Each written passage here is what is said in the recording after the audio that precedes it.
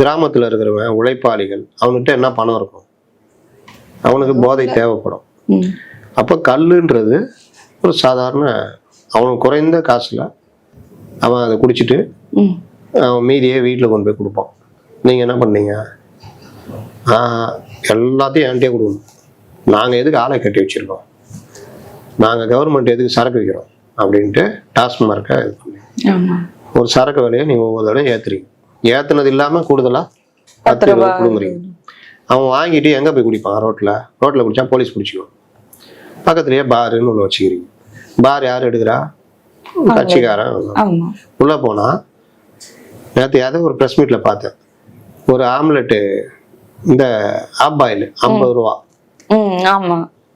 அப்போ இங்கே ஒரு 150 200, அங்கே ஒரு 150 200, 300 ரூபா 500 ரூபா ஒரு ஆளுக்கு. அவன் ஒரு நாள் சம்பாத்தியம் ஒரு 500 ரூபா 600 ரூபா இருக்கணும். 500 ரூபா இங்கே குடிச்சு 100 ரூபா கொண்டு போய் வீட்டில் கொடுத்தா 1 கிலோ அரிசி 70 ரூபா.